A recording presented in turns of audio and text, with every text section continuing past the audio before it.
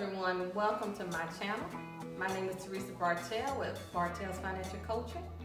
And if you like the content that will be presented to you today, I will ask that you will subscribe to my channel. Today we have Mr. Eric and Mrs. Savannah here with us. They have been married approximately 2 years, and they're going to be giving us some ideas and hints of things that they've done to make their marriage work. And again, if you enjoy the content that will be presented to you, I ask that you subscribe to my channel.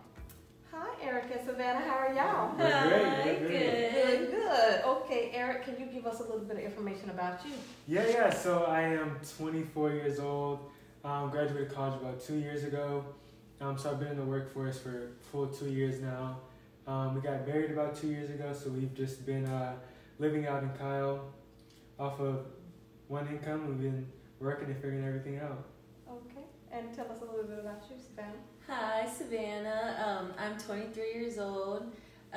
Same thing, kind of fresh out of college, but I decided to do more college. So I'm doing my master's, so I'm still in college.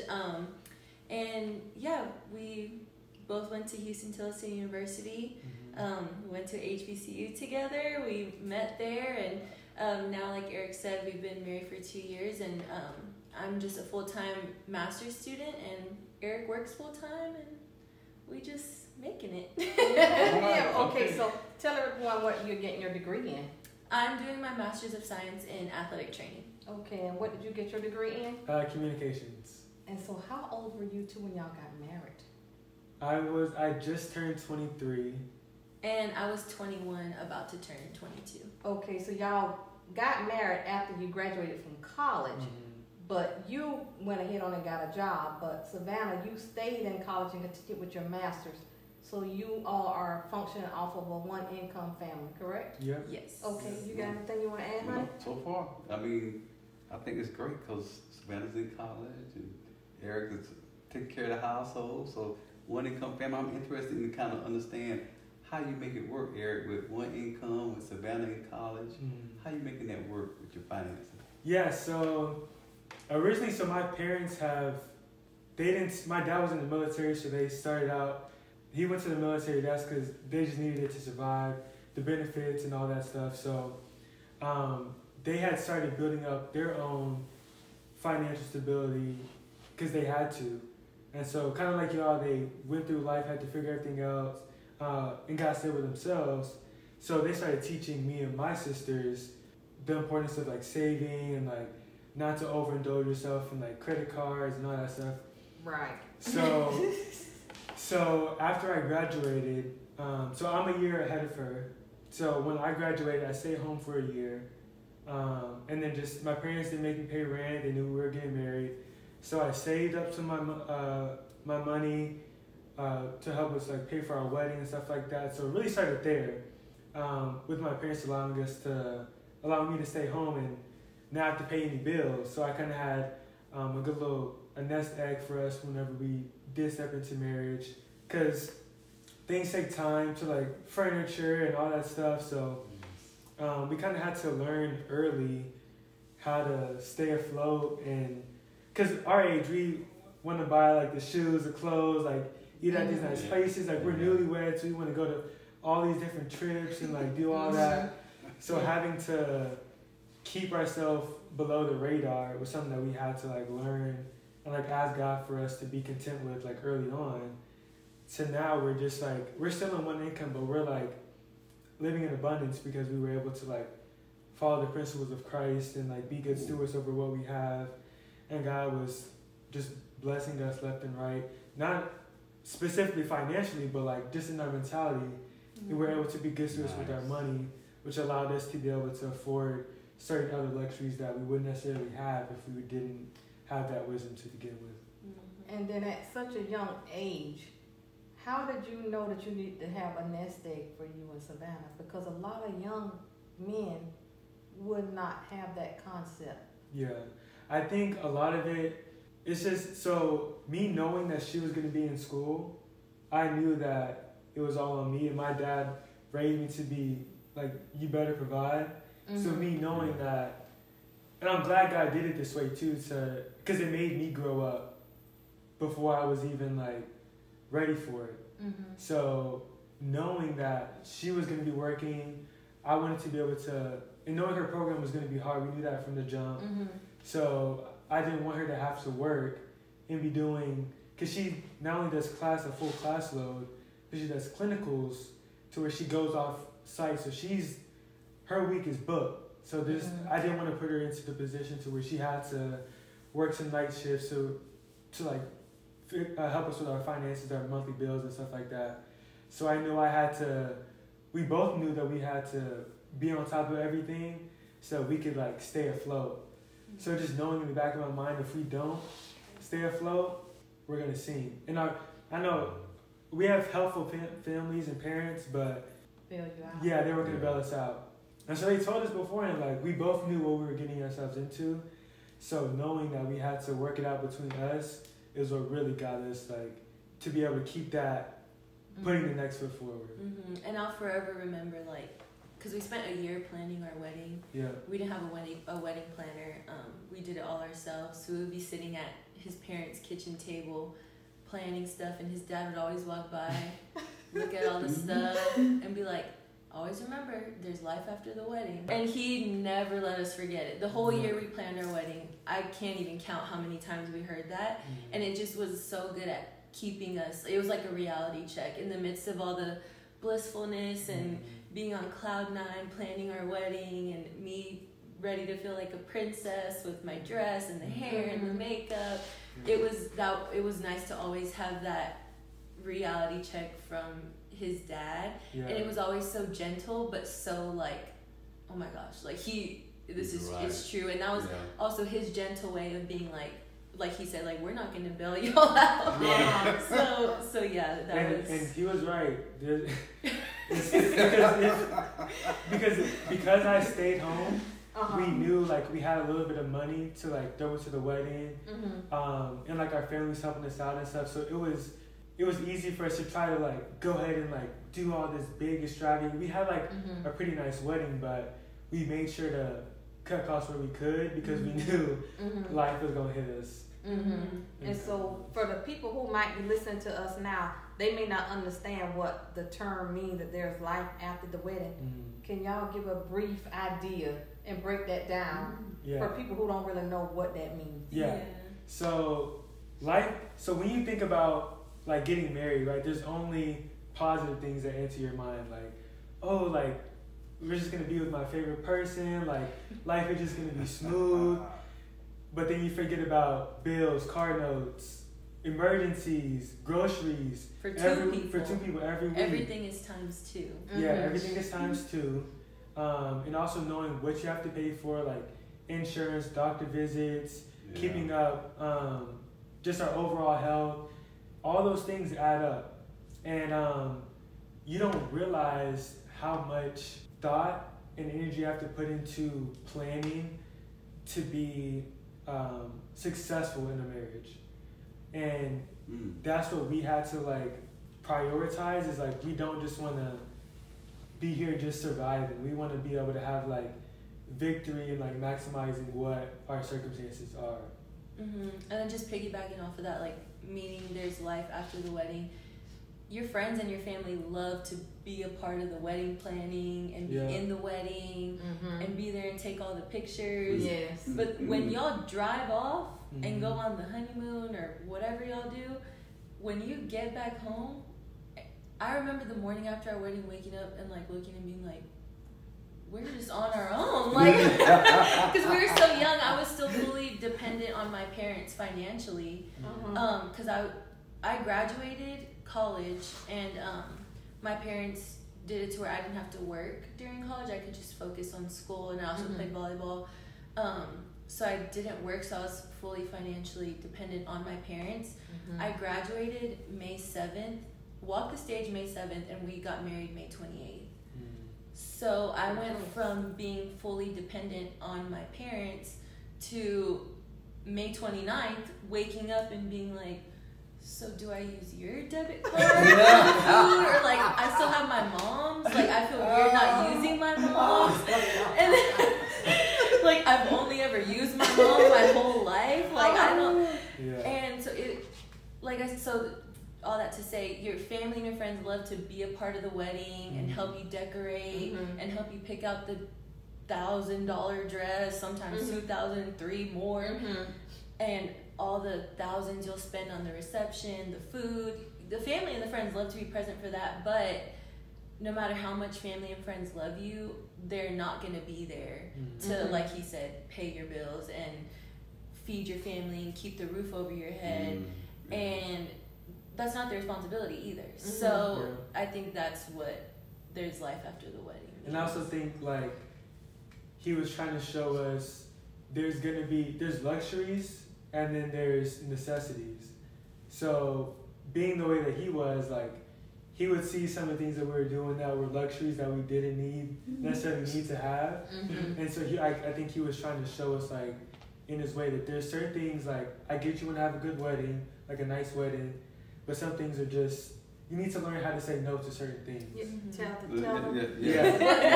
What you say? Yeah, you need to learn how to say no to certain things. Right. No is not a bad word. No is not a bad word. Yes. It may be no for a little while, but it's not It's not no forever. It's not no forever. So, and that's like a principle that we live by now. We split a salad and some chicken on the way over here. So.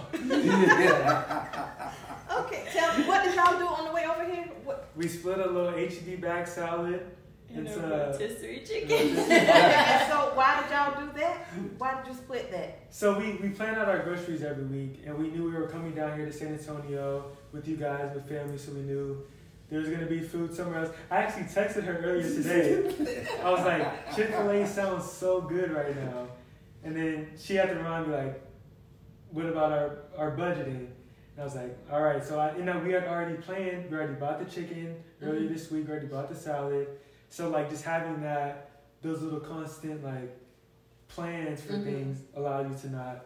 And during road trips, we know how easy it is to just pull off the pick side something of 35, and there's a McDonald's and a Chipotle and a Chick-fil-A, and so we eat before we leave the house so that we can just keep on driving. Yeah, because we know if we ate a little snack earlier, we knew by the time we were done, even if y'all didn't have anything here, by the time we got to our parents' house, they were gonna have something. So we just deferred that for a little bit, just to hold us over. So that was smart. Yeah. That was smart. Did you have anything? I do, because I like that, what Savannah said, that Eric said, Savannah kind of reminded him, hey, what about the budget? Accountability. Yeah.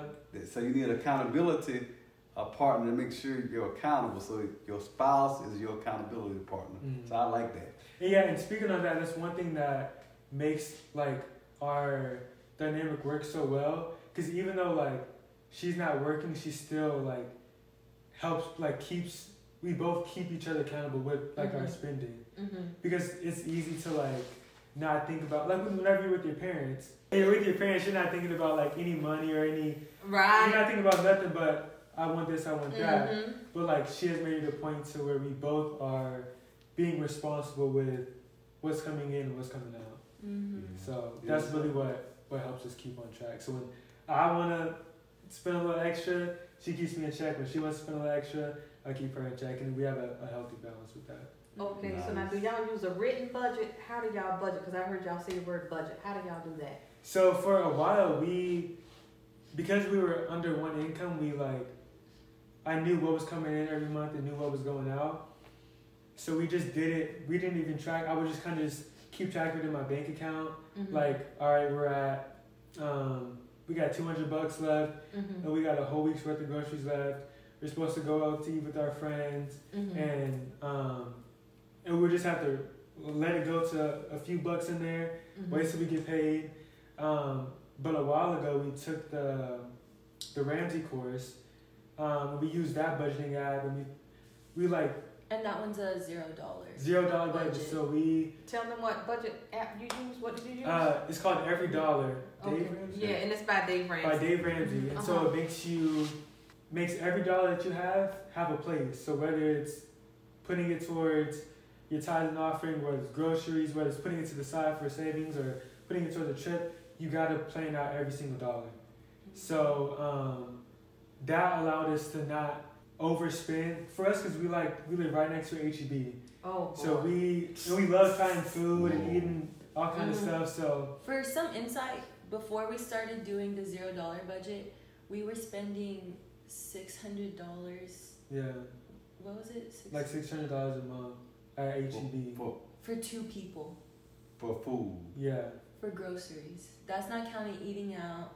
Yeah, $600 a month for 2 people. yeah. We have no kids. We don't feed anyone else. We don't really like have people over for dinner like that. So it was just for us two, because like he said, we were just, oh, let's try this. That looks good, and let's try that. And then we try like ice cream, and then we just let it sit in the freezer, or we tried this and we let it go bad. Like so we were, like he said, we were kind of just spending until like we were just spending and just making sure our bills are paid. But then when we started doing the $0, it allowed us to actually see, like, you could do it on paper too, but we were doing it on the app, and it allowed us to see in each category. So like, okay, groceries, we have this much left to spend. Gas, we have this much left to spend. Because you allocate every dollar of your monthly monthly salary to a specific topic. So groceries, gas, rent, like if you need to go to the doctor or something, or you need to buy medication, it's everything. It even has a spot for fun money, restaurants.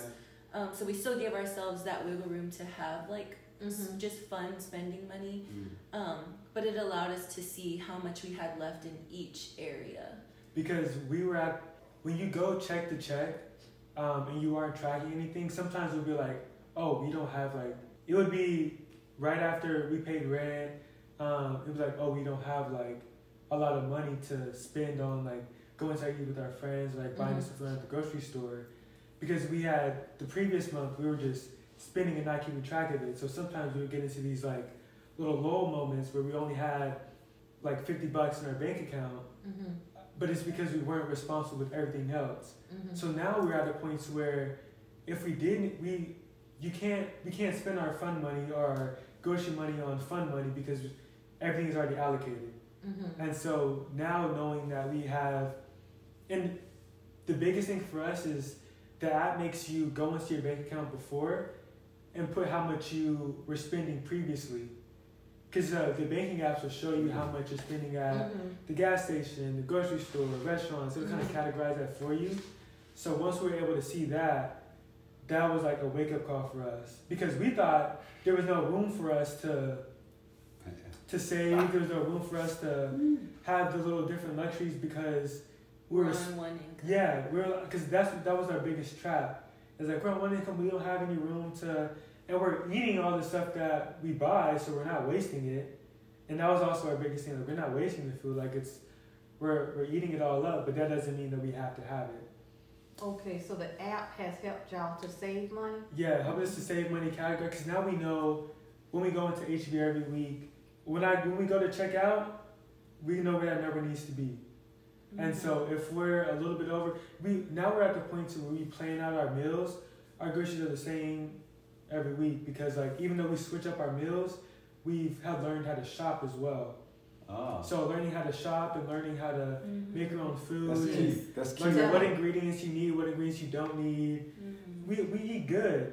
Like and we have breakfast, lunch, and dinner. But because you assign everything you have, like your intent with it, purposefully and intensive with it, there's room for you to be able to have a baseline and also have luxuries. Okay. So in other words, every cent has a name. Yeah. Yes. And you recommend that to all the couples.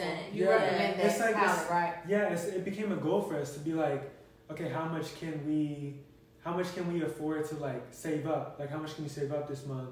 We're still allowing ourselves to have date nights, because you don't want to just like, we didn't want to just cut out everything cold turkey, because then you get tired of saving. It gets old.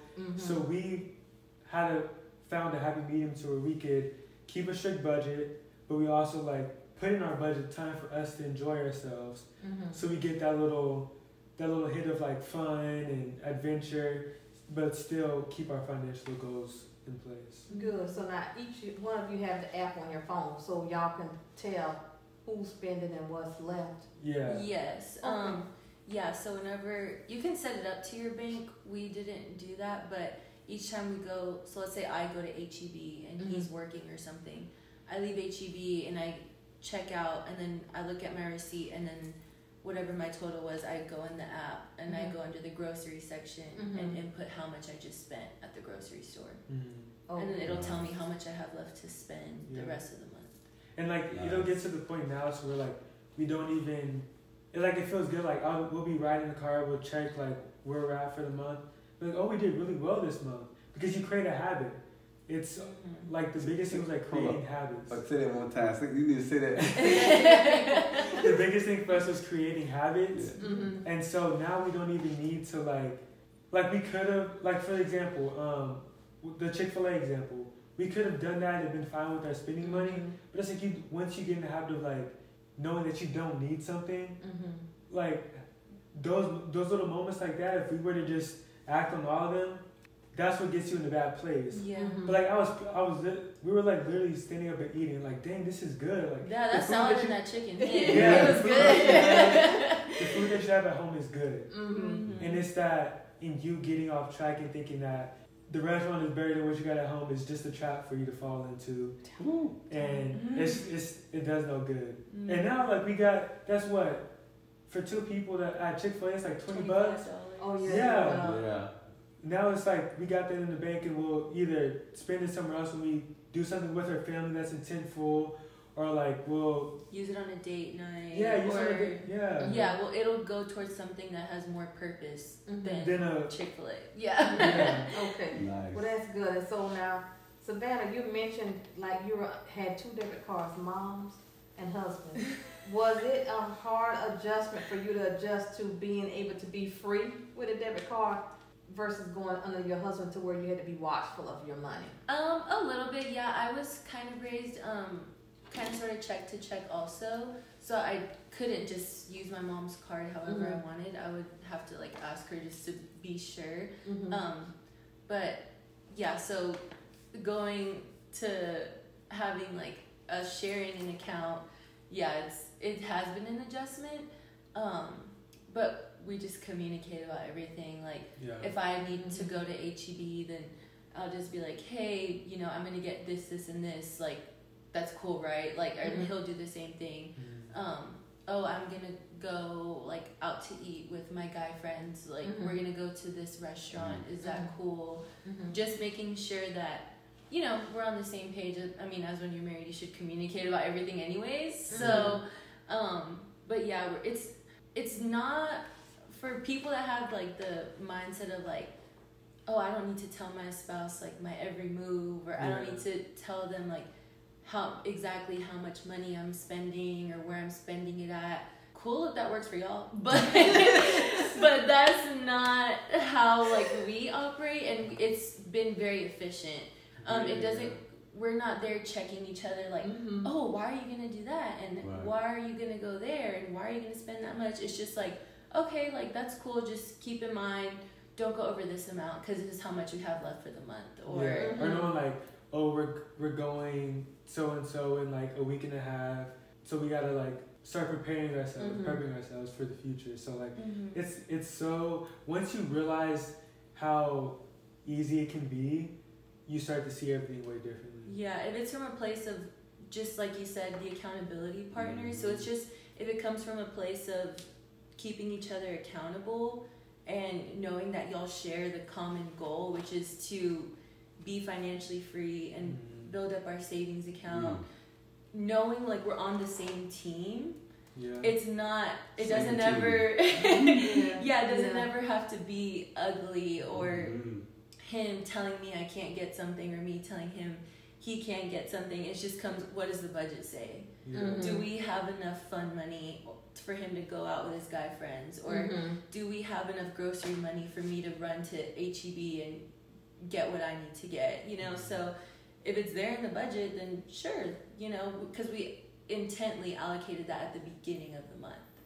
So it's, like I said, it just, if it's being given and received from a place of teamwork, and we know we share the common goal and we're on the same team, then it avoids a bunch of ugly financial issues that can come up in a marriage. I like what you said. Common goal. Intentional. Same team.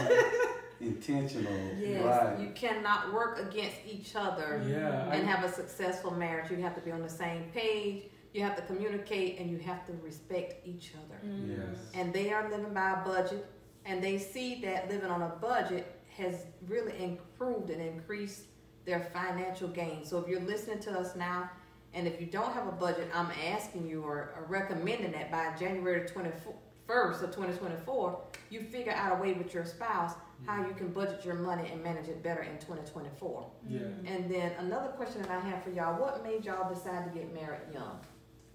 So we started dating at 18 and 19, right? 2019, yeah. March of 2019. And we just basically were viewing, we both grew up in church, and we just kind of started to observe that our generation is no good. Like No good. People are, there's the dating apps like Tinder, and where you just swipe on a person that you think is attractive, and y'all Nasty. y'all can meet up that night. Like it automatically sends you people that are in within like a certain amount of radius from you. Like HIV. And like people are just posting on Instagram. Like it was just, and we caught ourselves slowly falling into that trap because that's what everyone's doing. And we met each other and just kind of had that intentional conversation of like, look, this is what we feel ourselves falling into, and this is what society says is okay, but we know we were raised to not be that way, and we know what we believe goes against that. So how do we feel about, let's cancel out all that noise and let's operate in what we have been raised to operate in and what we know to be true, and let's not date just to date, but like let's date to possibly get married if that's what God has planned for us. And we just agreed on that, and that was March 2019 that we made that agreement. We prayed as soon as we started dating, like, God, if we're not meant to get married, just break us up now, because we don't even want to go through the whole dating and you meet my family and I meet his and we fall in love and then we're not meant to get married. So we prayed that, like, and we knew we liked each other so much that we were gonna have to pray, like, God, if we're not meant to be together, you're gonna have to break us up, because I won't ever break up with him and he won't ever break up with me. And we prayed that, and everything was just positive, and God never broke us up. So and also I think that being that we both had a goal of establishing something real and like being a part of like each other's like backbone, to where we could not only like have a relationship but like better ourselves like as individuals. She was trying to be a better person, I was trying to be a better person. And so that was just like a great mix for us. And knowing that we had the purpose of like not just building that, but to like create a family around those same principles and like raise our children up to have those same principles. That was always in the forefront of our relationship. So anytime we were like having an argument or we were like doing different stuff or talking about different things, it was like, okay, I'm not just going to do this just because we're here now, but like, what effect does this have for our relationship 5-10 years down the road? When it comes to just like the conversations we were having or the habits that we had, because we come from two different households, like we were raised some ways in the same, but some ways differently. I had habits that were positive, she had habits that weren't positive. So like learning how to go through those and like build those up together. Focusing on the goal, which was marriage, is what allowed us to like stay in check and allowed us to be like in a place that we're at now. Yeah, and just to piggyback off of that, like he said, focusing on the goal being marriage, we established that on day one, that was our goal. So that helped us to date more intentionally because we knew what we were working towards. Yeah. So that's why we're, back to your question, to give you a direct answer, I think that's why we were ready to get married so young. Because we started dating at 18 and 19, but by 21 and 22, we were ready to get married only because those few years that we spent dating were super intentional. But they were super intentional because we had a goal from the jump. Yeah. And in dating to marry, like we weren't playing husband and wife while we were dating. There was like a clear separation, and that was something that we had to like be okay with. And we had to make sure we didn't get to the points where I was acting like her husband when I wasn't her husband, and she was acting like my wife when she wasn't my wife. Not only that, but like having other people around us, like influential people that being able to look around you and see what a good marriage looks like, what a good relationship looks like what the Bible says about marriage, like how you should be like as a man, as a woman. So doing those things early on and being a part of like our relationship, like being truly a part of our relationship, is what allowed us to be ready at 2 years later. Was it 2 years later? Yeah, 2 years later. Engaged 2 years later, because we were already learning and grooming ourselves to be ready for whenever marriage was going to be. That's powerful. Yeah, so the big thing that I took away from what they said is nowadays, with the way our society is, dating with intention is very important. So if you're looking for someone to marry, if you're looking for a serious relationship, you need to date someone where you both have the same intention so that neither one of you will be wasting your time. Yeah. And then the last thing I would like to discuss, I heard you mention children. When do y'all plan on having children? About four more years. And why are y'all gonna wait 4 years? Well, we basically, in a nutshell, we don't want to bring kids into a family that is not well established financially and within ourselves, our relationship. So we feel like 5 to 6 years of being married, just us two, gives us enough time to learn each other, establish a really good foundation in our marriage and a powerful family dynamic that we can welcome children into. And then 5 to 6 years also gives us enough time to build up our savings, like he was saying, form those habits of this is how we grocery shop, this is how we spend our fun money. We don't want to bring kids into this world and we're still eating Chick-fil-A every day for dinner. Yeah, and the baby needs formula. And we don't want to bring kids into this world and we still arguing about which way the toilet paper goes on the little holder thing. We want to welcome children into our lives and make sure that they're well taken care of in all aspects, well taken care of mentally, spiritually, but also they have everything they need and then some. Yeah. Because also like we know like life changes once you have a child, and so we want to be able to be selfish with ourselves first as well before like we have to give everything like to our children, and like that be our primary focus. That is good. That's you got powerful.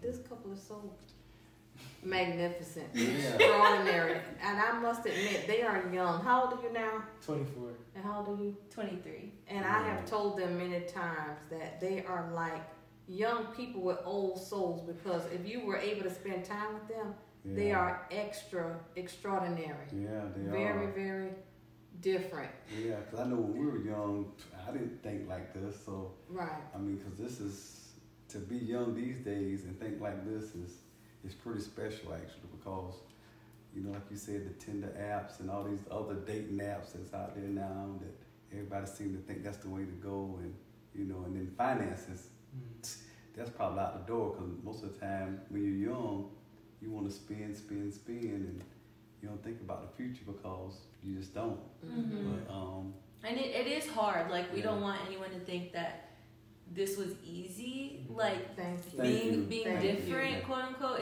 is not easy. Like, it is sometimes still a struggle within ourselves to see our friends pull up with the newest shoes and the coolest looking clothes and just keeping it real, we can't get that right now. Mm-hmm. And so sometimes it is hard, and we'll just kind of be like, dang, like, you see his shoes, or did you see what he was wearing, or what she was wearing? Like, I would love to have that, but we just remind each other, like, yes, we don't have that now in this moment, but all the hard work we're putting in now and the being different now will pay off so much more in the future.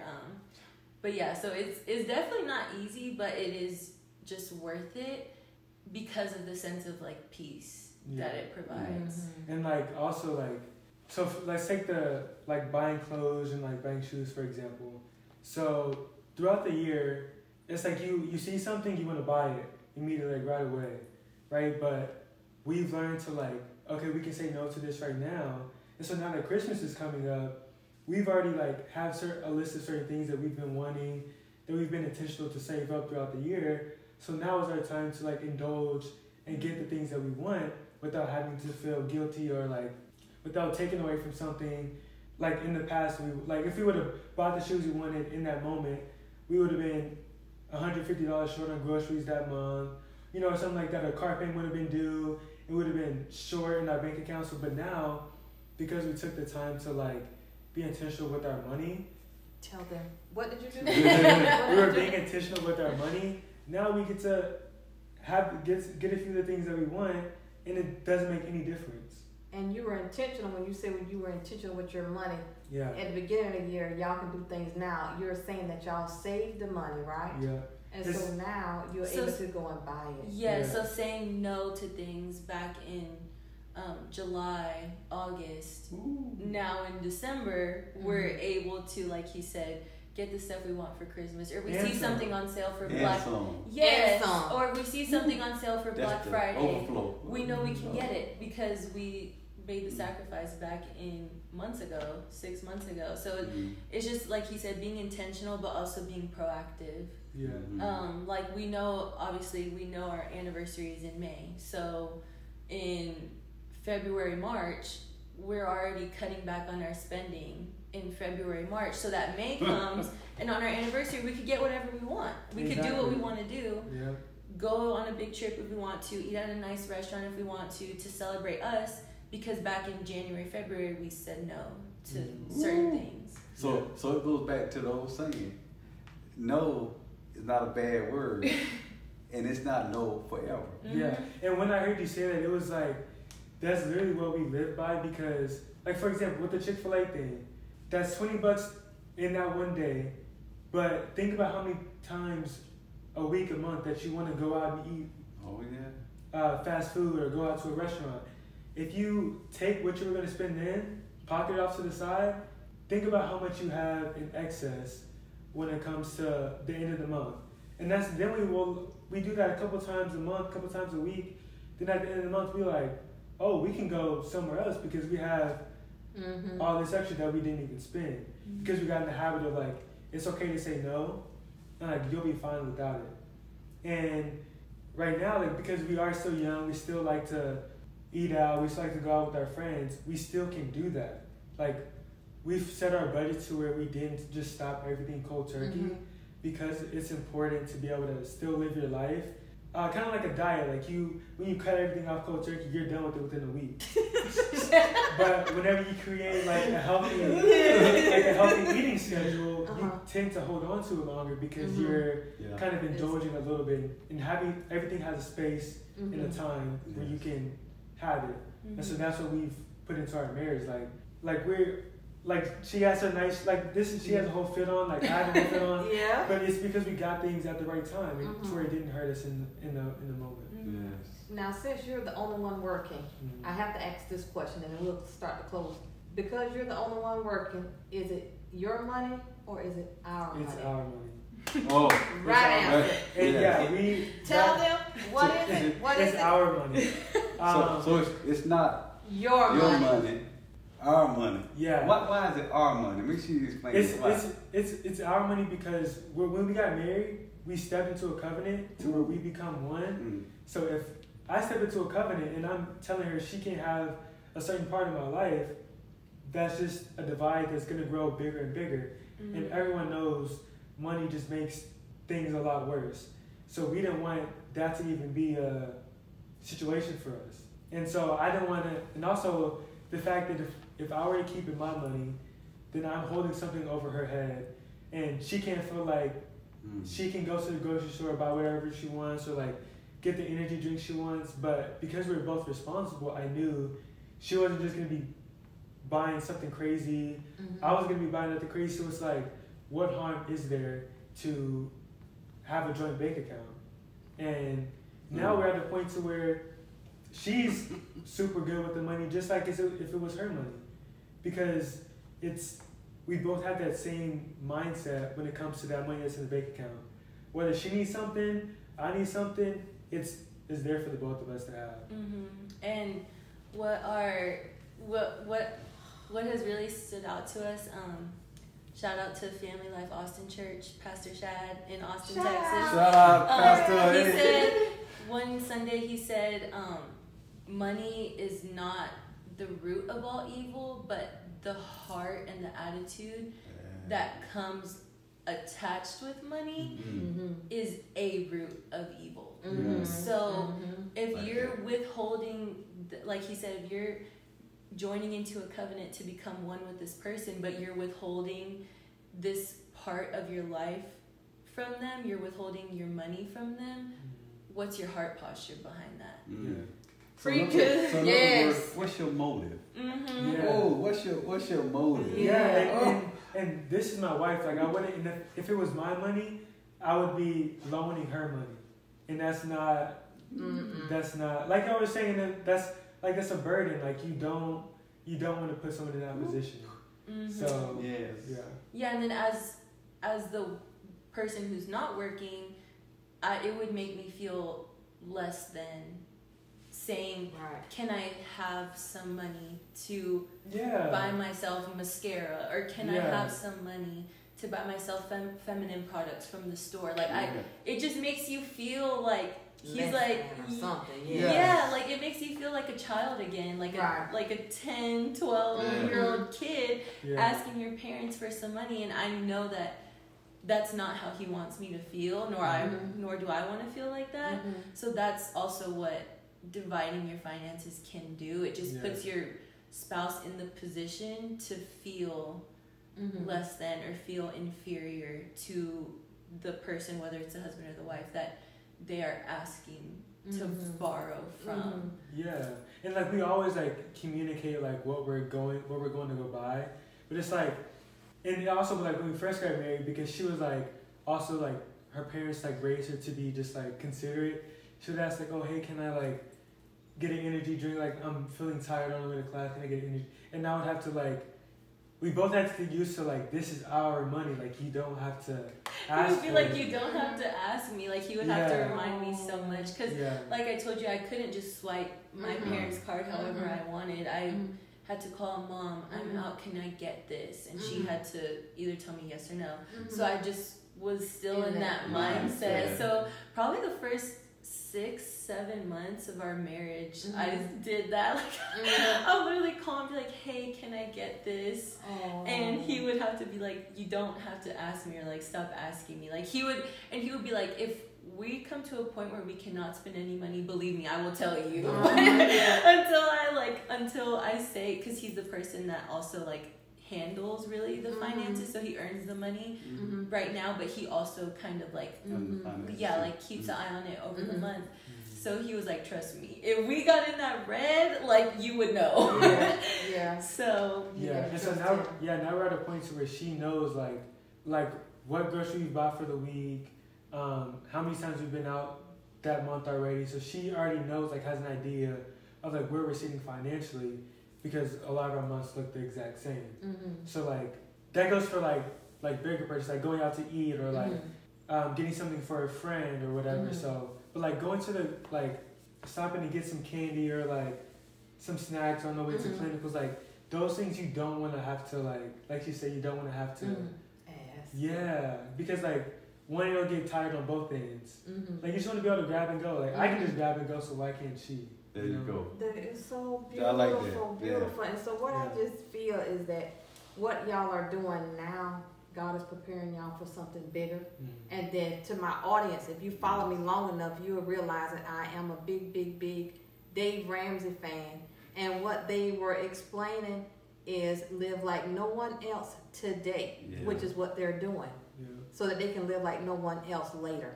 And what I can assure you of, if they continue on the path that they're on, their friends that they are seeing now that's buying these expensive shoes, buying these expensive cars, they're going to look back, and them friends going to be struggling.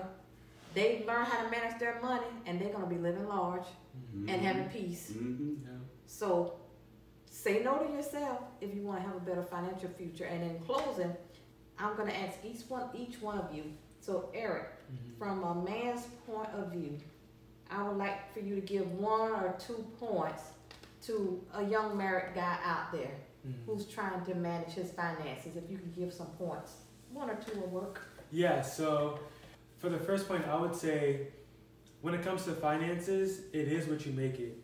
So there's been times where I've been laid off twice in the 2 years that we've been married.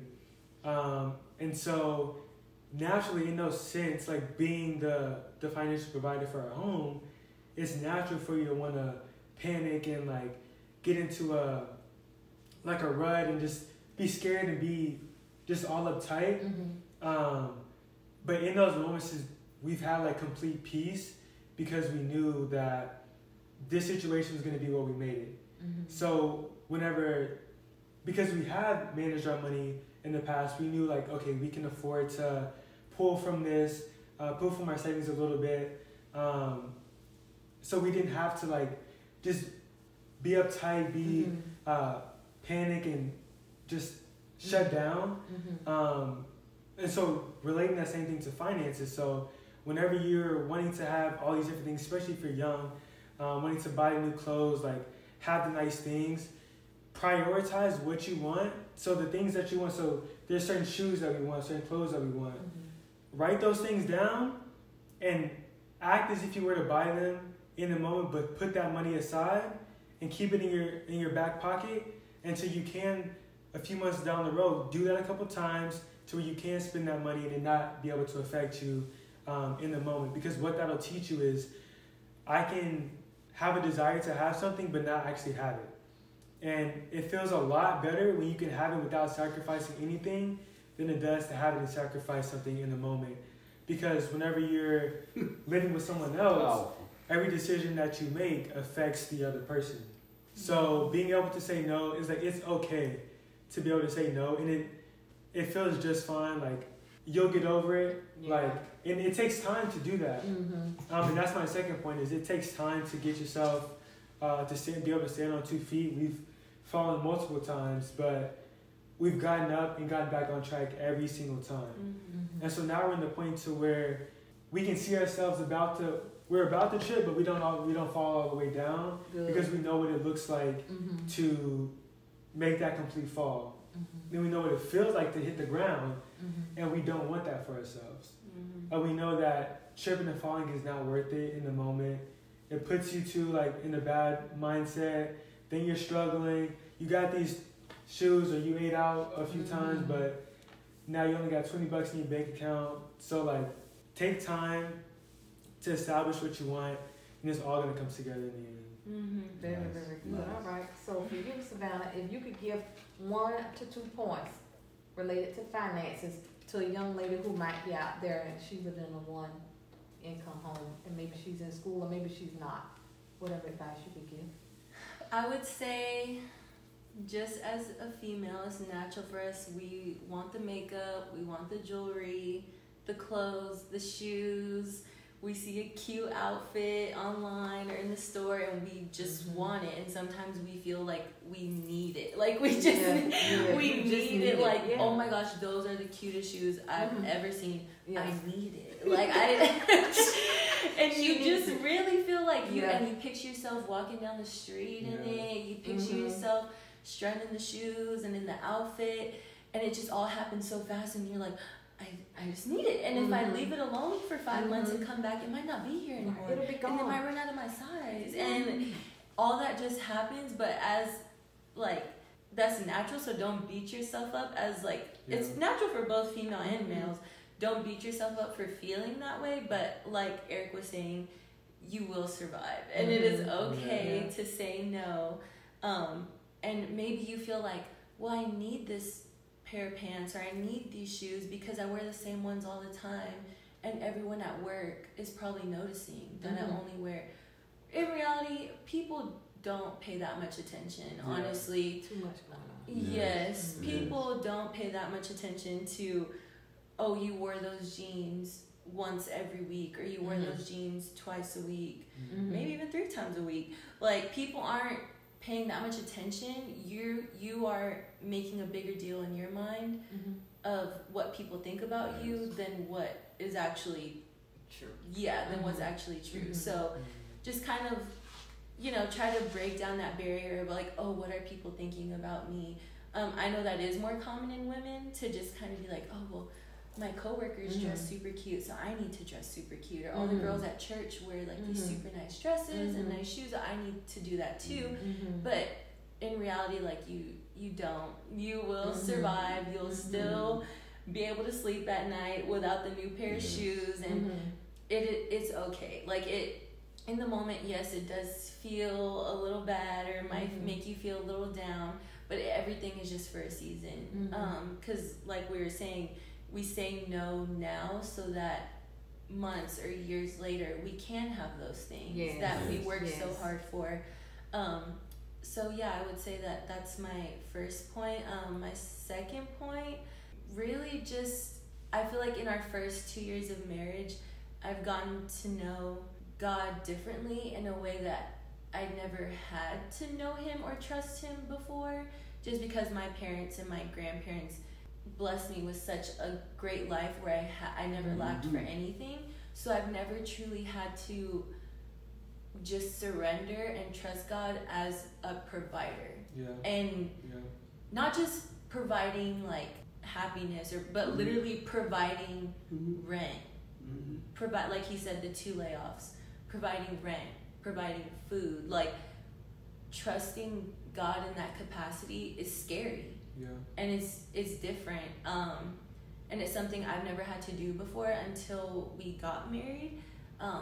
But really, like, those 2 layoffs that we went through, it was scary, but I wouldn't trade it for anything, because now I just feel so content.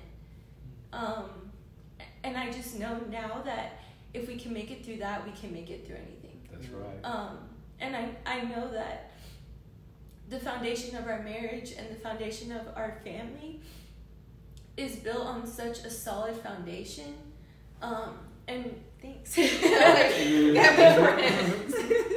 And we've chosen to build the foundation of our marriage and our family on the rock that is Christ, and trusting in him as a father and as a provider. And once you learn how to do that and do it wholeheartedly, everything changes. Not just financially, but in every aspect of your individual life and your life as a married couple. And so yeah, that advice, even if you're single, learning how to trust God in that capacity, it will open up so many doors that no amount of money can open up. So yeah, learning how to do that is worth far more than any amount of money, far more than gold. Just having that level of like faith and trust, everything's changed for us, and we just feel so much peace, like I said, that we would have never been able to get for money. And when she says that we have to learn how to trust God, like, we mean that like in the truest sense. Like, we have to learn what it meant to like give everything to God, like give our thoughts, give our desires to God, because at the end of the day, he's the one that allows birds to build nests out of sticks. Like, the flowers blossom every year, like our cells renew every day. So we knew God as a provider. So if he can do all those things, align the stars, like, why can't he provide for us? Right? And so it's like, whenever, especially for finances, like, we trust God with a lot of different things, but sometimes when it comes to finances and like our well-being, it gets to be a touchy subject for God. And we have to learn that if we trusted in who God said He was, and we truly believe that God is who He says He is, then we have to give our finances to Him. And that means like all of it. We trust Him we pray and ask God to allow us to be good stewards over what we have. Because naturally, we're spenders. Like naturally, we want to indulge into those things, but we have to pray and ask God to make way and make room in our life for Him. And that's when He showed us these different ways for us to be able to be good stewards. I do have 2 more points. Go ahead. So the first one is, as a takeaway, go into your Bank of America app, Chase, Wells Fargo, and it allows you to see how much you're spending a month on. It'll categorize it for you. You just gotta go into a little search bar and search it up. It'll show you how much you're spending at the grocery store, restaurants, gas. Figure out your monthly budget, like how much you're currently spending. Sit down and be like, I want to save an extra. Either it could be $50 a month, it could be $100 a month, it could be $1,000 a month. Set a goal for yourself and work through that, because that's what's gonna allow you to be like, that wasn't so hard. And even if you have to start small and build your way up, like we started the small things to create good habits, and they turn into bigger habits, and turns into something that we can even like imagine it to be now. So we're able to afford things that we never thought we would be able to, because we were able to cut out the extra things that we were spending every week, every month. It was just, when you see it written down, it's like you get so ashamed, like I should not be spending this much on whatever the case may be, right? And being able to, even if, let's say you want to go out to eat, you typically go out to eat once every week. Cut it down to just go, once every week for a month. Cut it down to just going 3 times that month, and see how that feels. Did you die? You still have that same, desire, you still have that same, like, it didn't change you in any way, except for in those few minutes that you were feeling that. Then just continue to work on that. Like, that's how we got to the place we were. It wasn't overnight. It wasn't just success from the jump. Like I said, like, it takes time, and I promise you, if you continue to work on it and be consistent in it, you're going to be a lot farther along than you think you can be. Yes. Thank you, Eric. That was awesome. Savannah. That was awesome. That was awesome. It was. Thank you all. This is transparency. So if you're still here, yes, I know that you enjoy the content. This is transparent. We are real. We are here trying to help you. So if you enjoy the content, please subscribe to my channel. I will be back on next Thursday bringing you another show. And if you are a praying warrior, I ask that you pray for me. Pray for Bartelle's culture, pray for my husband and I, and pray for Eric and Savannah. And I hope that each and every one of you listening, a Merry, Merry Christmas, Happy New Year, Happy Thanksgiving. God bless you so much, and I look forward to bringing you more content. Thanks again, and y'all, we're going to say bye. See y'all next time. See you next time.